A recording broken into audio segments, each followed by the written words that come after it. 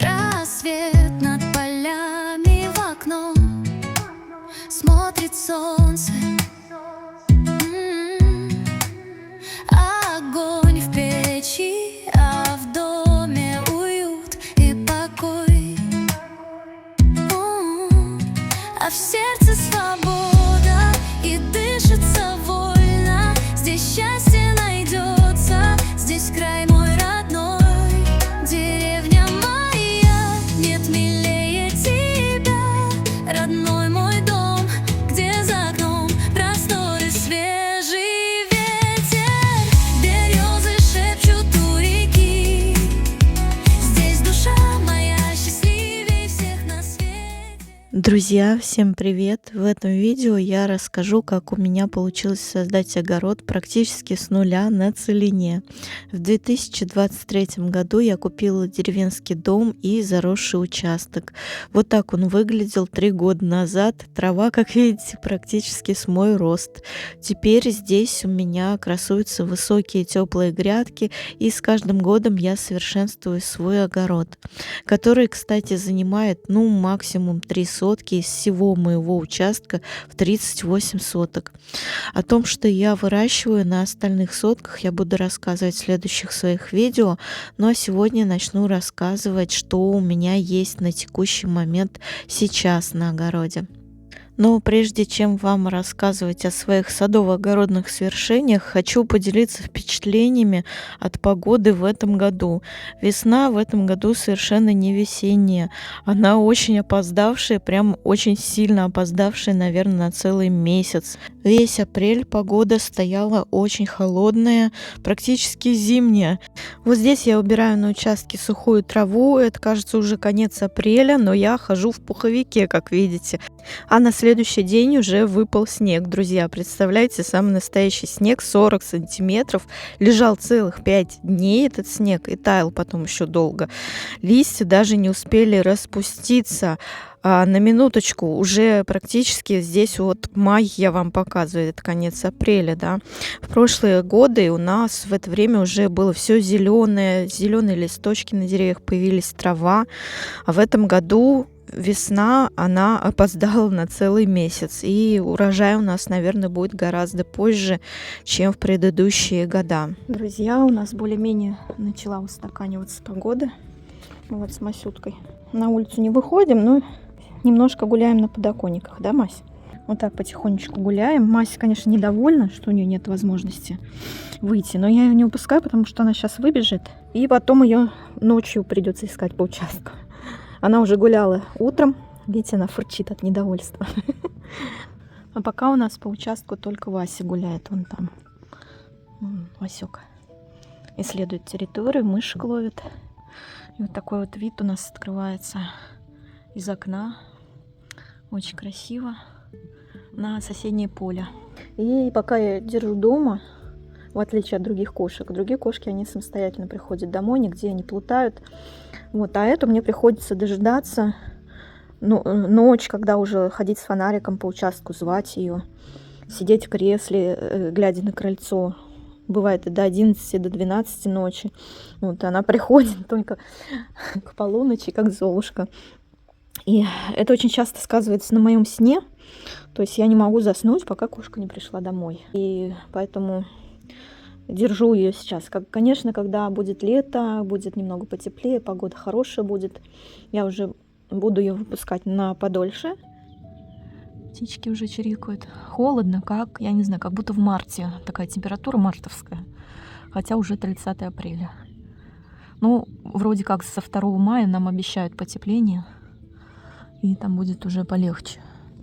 Уже будет похоже что-то на весну. Друзья, наконец-то у нас начала налаживаться немножко погода. Какие-то вроде тучки ходят, холодно, но уже солнышко появилось. Уже ближе к теплу. Завтра вообще обещают плюс 12 потепление. И я решила заняться грядкой с клубникой. В прошлом году осенью я здесь рассаживала усы, пересаживала клубнику в новое место. И также, как видите, я пыталась ее мульчировать хвойным опадом. Это не дало никакого результата, абсолютно никакого. Вот посмотрите, сорняки растут. Сегодня 1 мая, да. уже трава вовсю, вовсю, как говорится, хлыщет. Вот, поэтому я буду эту грядку накрывать пленкой мульчирующей. Но сначала я уберу отсюда сорняки. Также у меня тут есть немножко опилок. Когда мне делали парники, с них осталось. Эти опилки добавлю сюда чуть-чуть совсем. Ну, как опилки? Это не опилки, это стружка. Она такая мелкая-мелкая, знаете. Вот, видите, очень мелкая стружка.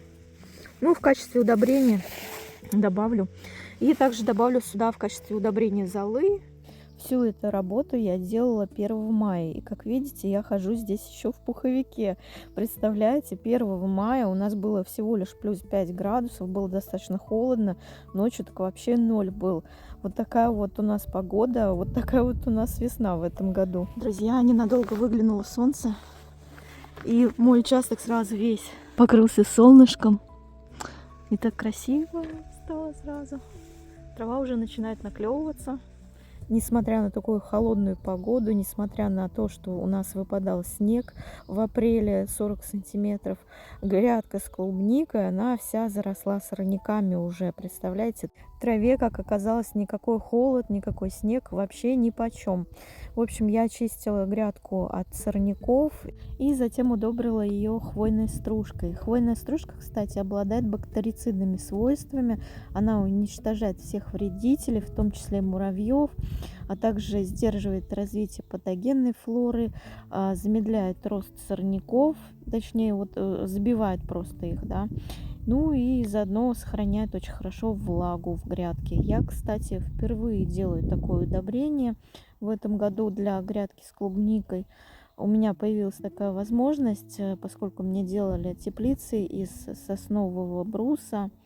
Вот, и поэтому вот Вася мне тут даже помогает, ходит. В общем, появилась хорошая возможность, я удобрила этой стружкой. Так, друзья, вот, в общем-то, у меня грядка укрыта хвойной стружкой. Ну, вот сколько у меня ее было, столько я ее и посмотрите на Васька, он тоже укрылся хвойной стружкой. Вася, это тренд, да? Красавчик, Васек, красавчик. У нас сегодня такое небо, вы посмотрите. Вау, красотища-то какая. Вот это да. Очень красивое небо. Господи, как же хорошо, когда солнышко. Так сразу настроение поднимается. Затем я посыпала эту грядку золой. У меня 2 действующих печки, одна в бане, другая в доме, поэтому золы всегда с избытком.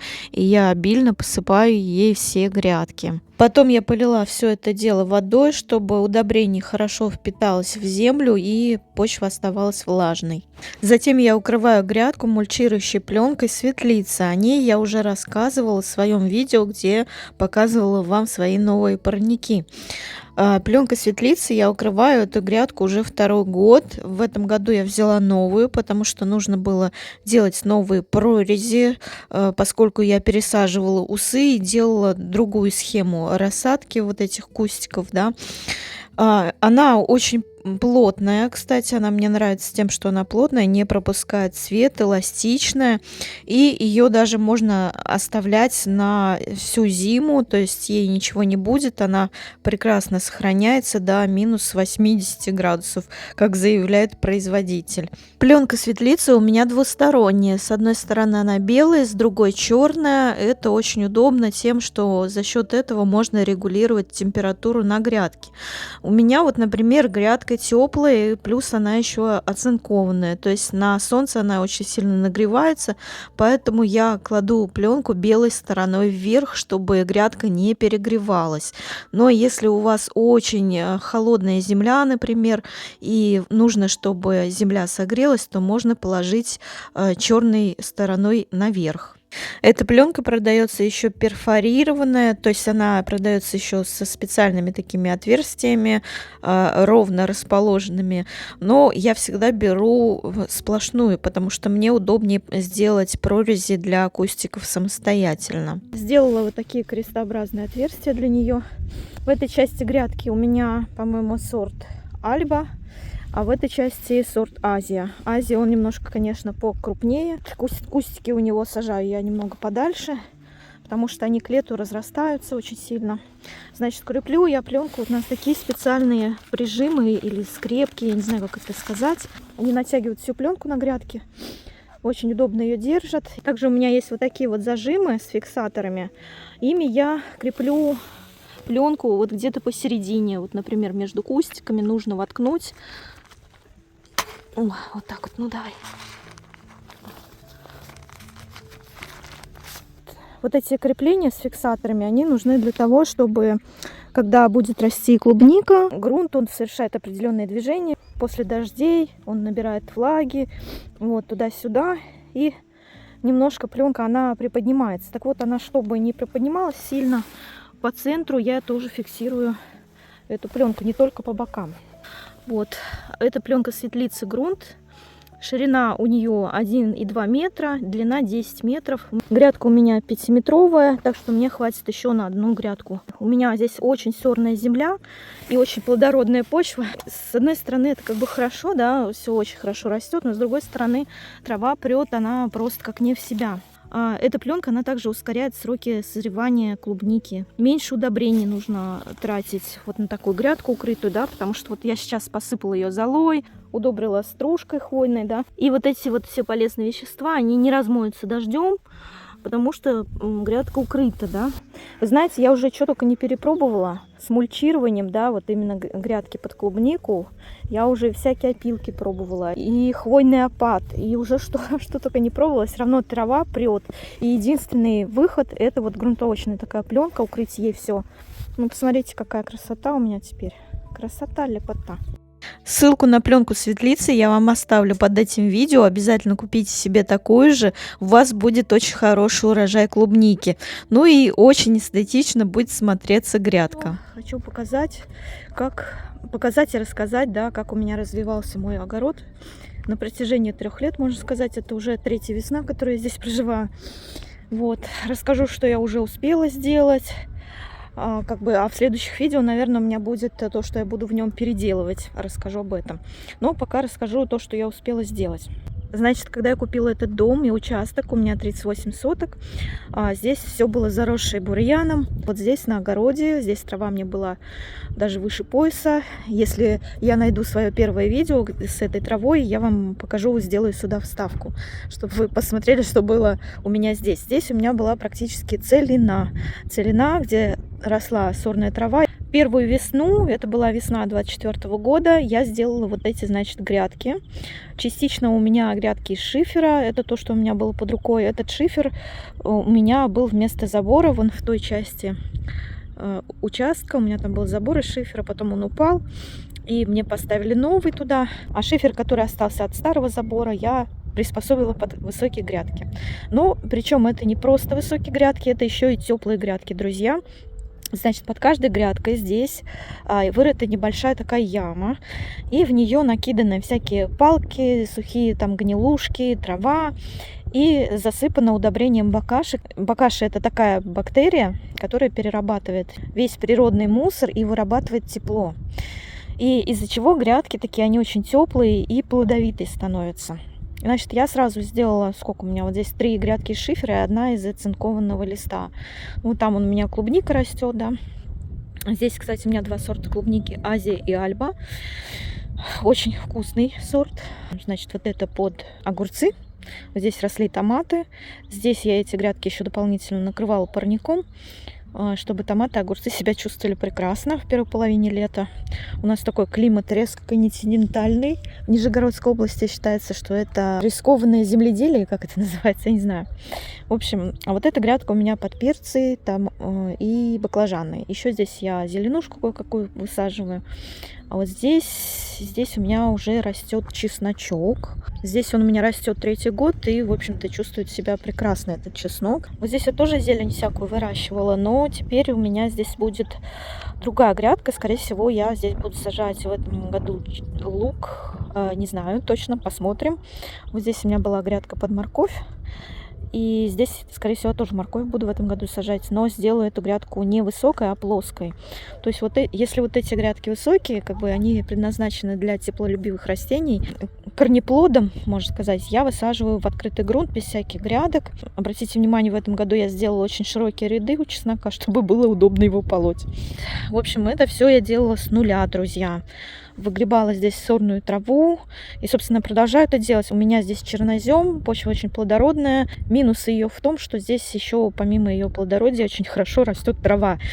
Она просто бешеными темпами растет. Вот, например, в южных регионах России, в Краснодарском крае, где у меня жила бабушка, раньше я туда к ней ездила, у них трава вот так вот не растет сорная, как у нас здесь, в Нижегородской области. У них там более засушливый климат, и трава всегда очень меленькая, очень низенькая, и особенно летом, да, когда жарище, сухостой. Вот, и она очень медленно растет. А здесь, в Нижегородской области, здесь резко континентальный климат. Я уже не боюсь это слово называть, потому что реально все так. И из-за того, что много влаги, много тепла, еще вот чернозем, да, она очень хорошо буйным цветом процветает, да. Вот эта грядка у меня тоже теплая. Я ее тоже теплой делала. Внутри выкапывала яму под ней. Выкопана яма, тогда накиданы всякие палки, гнилушки, трава и насыпано удобрение бакаши. Значит, вот сейчас, что я собираюсь делать вот с этими грядками. В этом году томаты у меня будут расти в другом месте. В каком месте я буду рассказывать в своих следующих видео. Не пропускайте их, обязательно подпишитесь на меня. Вот, сейчас я вот отсюда убрала сорную траву, более-менее как смогла, да. И, как видите, эти грядки, они все просели. Каждый год они проседают, и я добавляю в них земли. Землю я беру либо с той части участка, там я выращиваю кукурузу, картошку, тыквы, кабачки у меня там растут, и там очень много земли тоже. Оттуда я ее беру и перетаскиваю сюда на тачке. Вот, сейчас я буду удобрять эти грядки золой. У меня очень много в бане золы. И потом буду наполнять их землей. И, кстати, вот землю я буду в этом году брать вот отсюда. Здесь я пыталась сделать высокую грядку прямо на грунте. И вот здесь пыталась. Но вот сейчас буду это все убирать. Здесь будут у меня корнеплоды расти, там всякий лук, морковь, может быть, свеклу посажу в этом году. Буся опять идет с добычей. Слышите?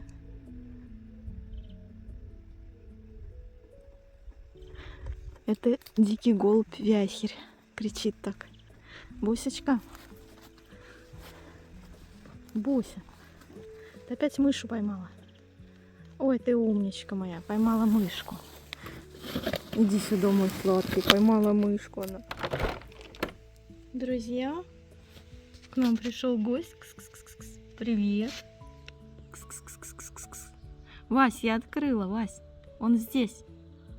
Он с ошейником.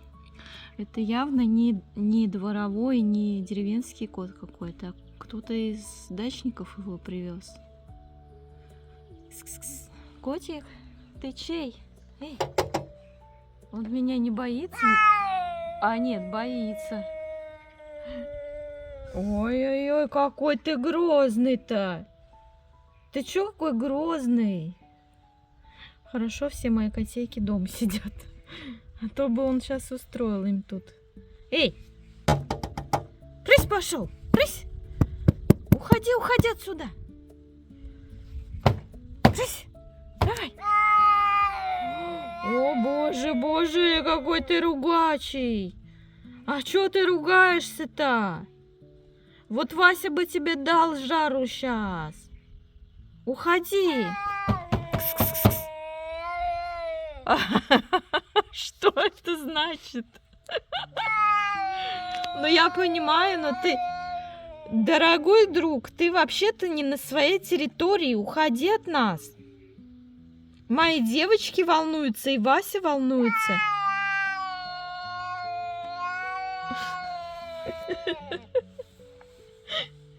Вот засранец ты. А трясется как? А трясется. Ну, кс-кс-кс-кс. Ты боишься кого-то, да? Ты кого боишься, кот? Друзья, с этим котиком все хорошо. Я сбросила видео с ним в наш местный чат сельский, и там меня нашел его хозяин. Он написал, что кота зовут Миша, что он жил раньше в городской квартире, вот его привезли на выгул, так сказать, и он просто в шоке от того, что происходит вокруг него. Он никогда не видел такой природы, погоды. В общем, котейка во все адаптируется, радуется весне и знакомится с моими девочками, ну как может знакомиться. Он настолько напуган, что даже не стал есть корм, который я ему предложила. Друзья, всем доброе утречко. Настал момент X. Буду вот эти теплицы сейчас я передвигать на огород и буду подготавливать их к посадкам томатов. Но у меня проблема. Я не знаю, куда мне их поставить. Друзья, подробно о том, как я передвигала вот эти теплички с своего крыльца на огород, где я их поставила, как я их, чем буду обрабатывать, как буду красить, как буду готовить к посадкам вообще, в принципе, я подробно об этом расскажу в другом своем видео, которое выйдет 18 мая. Я уже выставляла фотографии с этими теплицами у себя в Телеграме, ВКонтакте. Вы меня просто завалили вопросами, что это за теплицы, где такие купить. Все подробно о них расскажу в видео, которое выйдет 18 мая. Поэтому не пропустите его. Подпишитесь на меня обязательно. Друзья, всем доброго утречка. Сегодня такая классная погода. По прогнозам ожидается плюс 12. И наконец-то тепло. Просто, я не знаю, как так можно? В мае у нас раньше все цвело. Вот, зелень была уже вовсю на деревьях. А в этом году вообще, смотрите, как будто начало апреля какое-то. Кошмар, да? Вот, и с сегодняшнего дня вроде обещают прогноз хороший. И в мае уже потепление. Дай бог, конечно. Погода такая классная вообще. Птички чирикают. Вот. Девочки со мной гуляют, Буся вышла на прогулку, девчонки там куда-то бегают, этих мышей ловят. Пойду, у меня уже кофе, наверное, сварилось или вытекло, я про него забыла совсем. Скорее кофейку сейчас я налью, пойду погуляю на крылечке.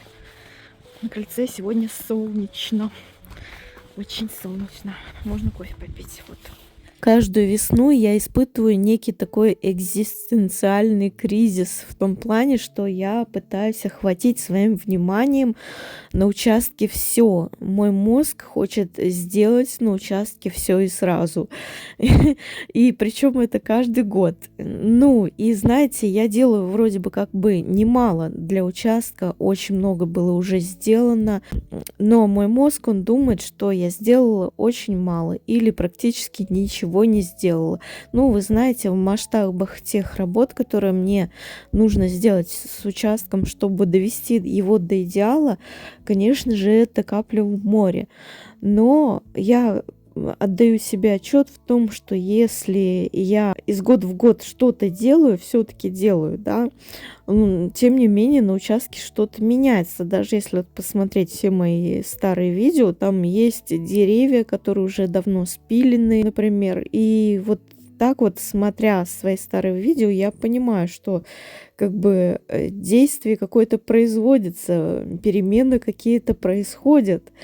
Вот, и тревожность моя как бы от этого немножко смягчается по поводу участка. Но я заметила, что свой мозг достаточно сложно успокоить в плане того, что хочется сделать очень много. Я каждый раз себя одергиваю и говорю себе: Наташа, если сегодня не получится, то завтра получится. Если в этом году не получится, то в следующем году получится. И ничего страшного, пусть будет так, как и есть, пока так. Все по мере своих сил и возможностей. И самое главное, друзья, что я какие выводы-то уяснила для себя из всего этого опыта, это то, что самое ценное, что у меня есть, это мое здоровье. И если я буду кидаться на все и сразу, и жертвовать своим здоровьем, скажем так, да, то ничего хорошего из этого не получится. Поэтому я каждый год прямо таки серьезно себя торможу в некоторых вещах, заставляю себя отдыхать. Вот даже этой весной купила себе фитнес-браслет, чтобы он мне напоминал, что я излишне, например, где-то активничаю, и нужно сделать перерыв и отдохнуть. В конце концов, зачем же я тогда в деревню-то приехала сюда? Затем, чтобы наслаждаться жизнью, наслаждаться природой, свежим воздухом, плодами своего труда. Но такого труда, который не на износ, а который в удовольствие, знаете, и который не вредит моему здоровью. Вот, поэтому я всегда себе напоминаю вот об этой цели своего присутствия здесь. И, в общем-то, в голове все становится на свои места.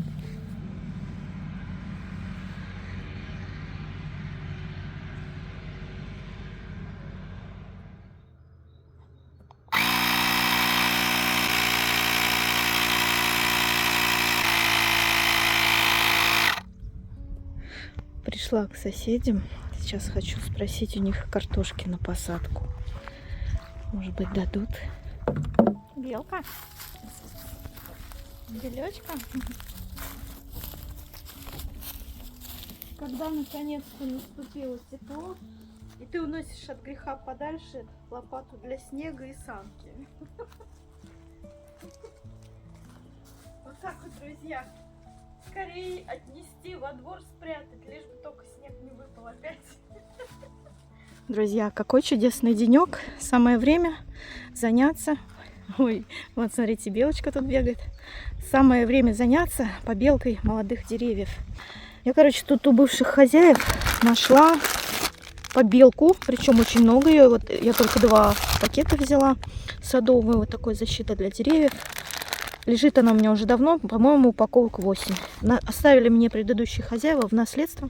Сейчас буду разводить ее и белить деревья. Это очень полезно будет для моих черешин и для шелковицы. И еще я побелю, там вот у меня грецкий орех стоит.